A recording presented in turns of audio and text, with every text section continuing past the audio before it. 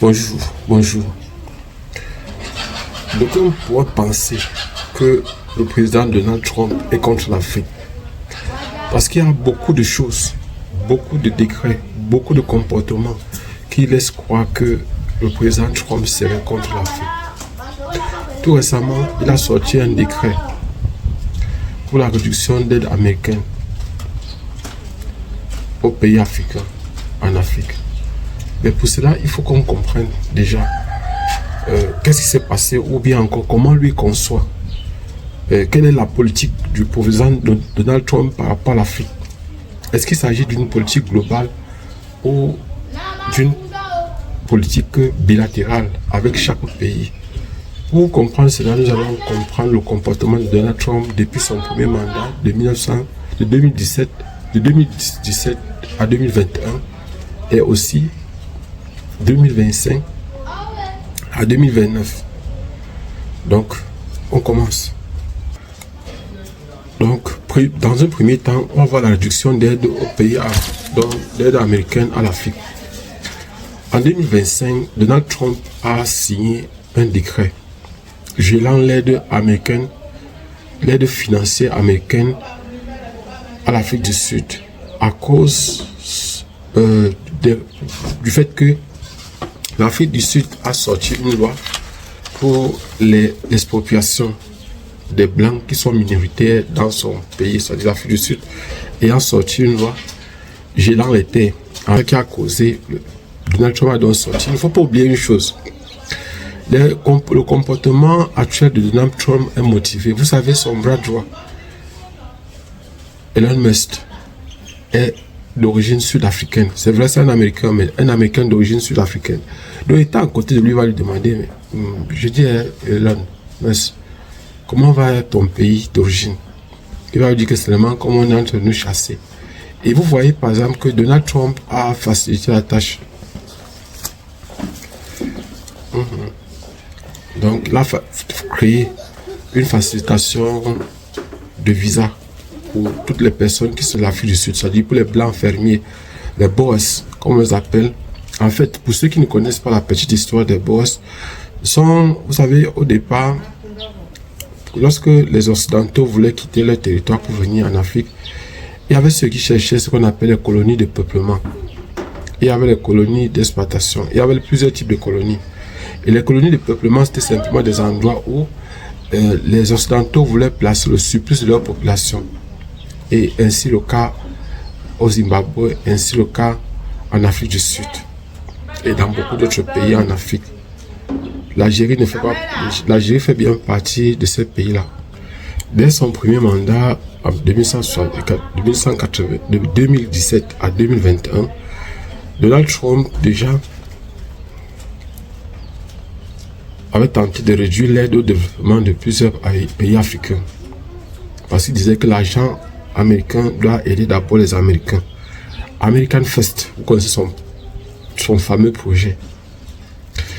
Et nous allons donc passer deuxième chose qui peut donner concernant Donald Trump par rapport à l'Afrique. De deux, on peut voir la restriction sur l'immigration africaine en 2020. Trump a élargi. En 2020, Trump a élargi le Muslim ban à plusieurs pays africains, dont le Nigeria, le Soudan, la Tanzanie et l'Érythrée, et limitant l'accès des visas de résidence. Donc voilà par exemple ce que Donald Trump a fait en 2020. Donc nous essayons de voir un peu le comportement de Donald Trump par rapport à l'Afrique ou par rapport aux Africains de façon générale. Il a aussi également tenté de réduire le programme de loterie Visa qui bénéficie à de nombreux Africains. Là, il s'est dit de restreindre. En fait, ça c'est son gouvernement Trump.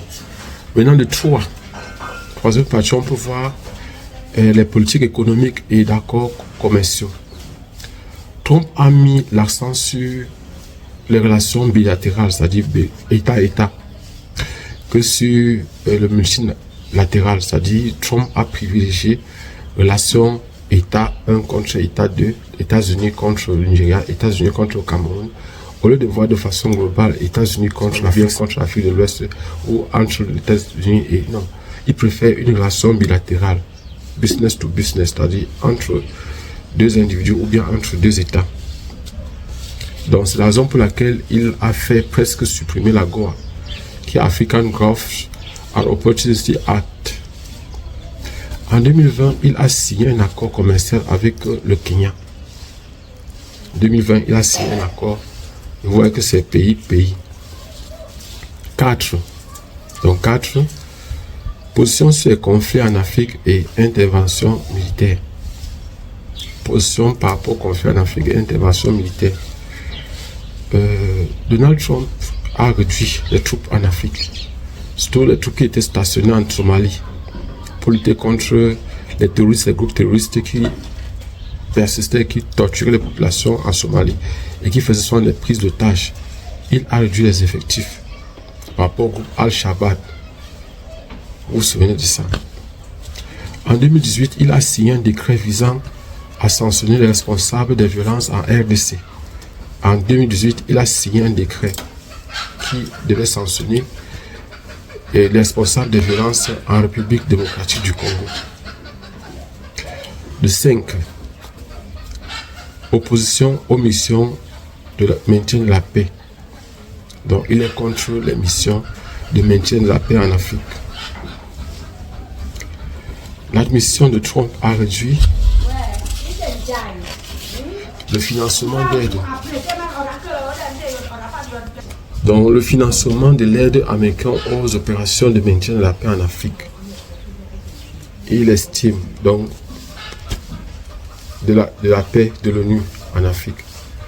Il estime que c'est inefficace, que ça ne sert à rien. Aujourd'hui, par exemple, on est en train de voir. Donc, le gouvernement Trump a aussi contesté le rôle de la MONUSCO en RDC et a plaidé pour un retrait progressif des casques bleus. Il estime que la MONUSCO ne sert à rien en RDC. Comment une force d'interposition vient et les mutineries continuent, il y a toujours des ordres, alors qu'une force est là, elle peut agir, mais elle n'arrive pas. Ça ne sert à rien, donc il faut qu'il se retire, que ces forces-là se retirent. Ça, c'est l'avis de Trump. 6. Politique avec la Chine et la Russie en Afrique. Trump a tenté de contrer l'influence chinoise en Afrique, accusant Pékin d'exploiter le continent via la diplomatie de la dette. Vous savez que la Chine, pour s'installer en Afrique, accorde beaucoup de dettes aux pays africains. Et vous savez, quand on s'endette, ces pays-là s'endettent et après deviennent des esclaves de la dette. Et c'est donc comme ça que la Chine profite. C'est donc comme ça que la Chine profite pour exploiter et pour dominer les pays africains. Et vous savez, pour cette dette, la plupart des infrastructures, les Chinois vont beaucoup plus traiter dans la construction d'infrastructures.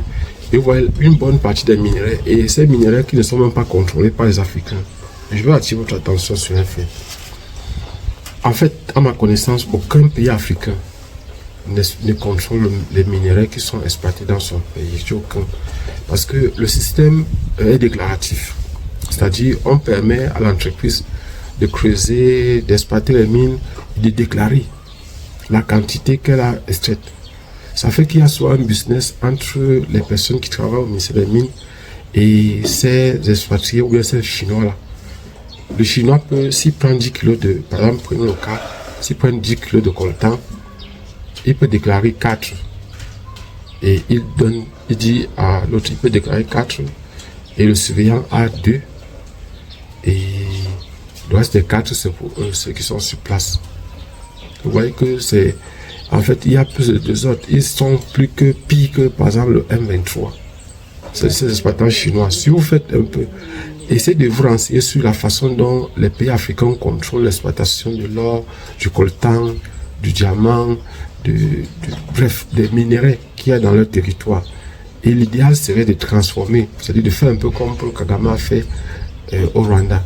C'est-à-dire de ne pas se limiter à l'exploitation brute, à vendre les matières premières, c'est de transformer ces matières premières avant de les vendre. Le gouvernement Trump a également sanctionné certaines entreprises russes se trouvant en Afrique. La présence de Wagner, l'entreprise de guerre Wagner qui se trouve en Libye, en République de Libye et aussi en République centrafricaine. Vous savez, Wagner, c'est une entreprise de guerre russe. C'est-à-dire, ce sont des mercenaires qui sont constamment payés par certains chefs d'État africains qui n'arrivent pas à constituer une armée solide et durable, qui font constamment appel à l'armée russe pour venir les soutenir. Parce qu'il n'y a aucun lien véritable entre ces dirigeants-là et leur propre peuple. Ils n'ont pas réussi à créer un lien. Et là, par exemple, très souvent, ils utilisent dans ces mercenaires ou encore ces armées, cette entreprise pour pouvoir venir essayer de contrer les rebelles qui sont toujours armés aussi par l'Occident, surtout les Français. Les Français sont très forts là-dedans. Et il faut savoir une chose, c'est que certains chefs d'État, par exemple, étant selon moi incompétents, font appel à la guerre dans leur pays, c'est-à-dire négocier avec la métropole, soit la France, soit d'autres pays, pour créer la guerre dans leur propre territoire afin de justifier le fait de la mauvaise gouvernance. Et cela est très souvent à l'origine des forts détournements d'argent parce qu'il faut acheter des armes, il faut par exemple nourrir les troupes, il y a des dépenses qui ne peuvent pas être justifiées. Et là, ça justifie par exemple le fait que ces gouvernants-là, en 5 ans, en 3 ans, à 7 ans, n'ont pas pu faire quelque chose de bien pour leur pays parce qu'il y avait la guerre. Donc voilà par exemple, et on va voir un dernier cas concernant les propos controversés de Donald Trump. Donald Trump a émis en 2018 des propos controversés. Il a dit shithole countries. Vous allez chercher de quoi il s'agit. Mais certaines diplomaties ou bien certains pays lui ont demandé de demander des excuses, ont estimé qu'il avait offensé les pays africains et qu'il devait demander des excuses à ces autres pays-là. Donc, vous voyez, par exemple, voilà un peu en 7 points le comportement de Donald Trump avec l'Afrique depuis 2017, au cours de son premier mandat. Vous savez, il était président de 2017 à 2021 et il est revenu en 2025. Parce que de 2021 à 2024, c'était Joe Biden, le républicain, qui est au pouvoir. C'est le Joe Biden, le démocrate, qui est au pouvoir. Vous devez savoir que Donald Trump est un républicain. Donc, dans leur pays, aux États-Unis, il y a 2 grands partis, le parti républicain et le parti démocrate. Le parti démocrate est un peu comme le parti socialiste, alors que le parti, donc un peu comme la gauche, c'est-à-dire comme la gauche en France et dans d'autres pays, alors que les partis républicains sont un peu comme la droite dans d'autres pays. Donc voilà un peu ce qu'on peut dire en ce qui concerne Donald Trump. Mais c'est vrai que personnellement, je voudrais attirer l'attention sur le fait que on peut conclure en disant que Donald Trump préfère des relations bilatérales que des relations multilatérales. Et que Donald Trump a intervenu. Vous savez, tout récemment, il faut comprendre pourquoi cette loi est sortie, pourquoi c'est sorti à ce moment-là. Les États-Unis soutiennent le Rwanda. Ils ne cachent pas. Israël soutient le Rwanda, ils ne cachent pas. Ça fait que, dernièrement, l'Afrique du Sud a envoyé ses troupes dans le cadre de la MONUSCO. Et je crois que 13 soldats ont été tués. Entre 9 et 13 soldats qui ont été tués de l'Afrique du Sud. Et l'Afrique du Sud a menacé ouvertement le Rwanda, menaçant de l'attaquer ou de créer une guerre entre les 2 pays. Et c'est la raison pour laquelle, peut-être, Donald Trump a répondu à l'Afrique du Sud en lui intimant, en coupant l'aide qu'il accordait à ce pays qui est l'Afrique du Sud, en prétextant sur le fait que déjà l'Afrique du Sud lui-même ne respecte pas les communautés qui sont chez elle, dans son pays, qu'il est là, par exemple, pour chercher à donner des leçons à quelqu'un qui respecte toutes les communautés qui se trouvent dans son territoire. Abonnez-vous et partagez. On se voit prochainement dans une autre vidéo. Inch'Allah.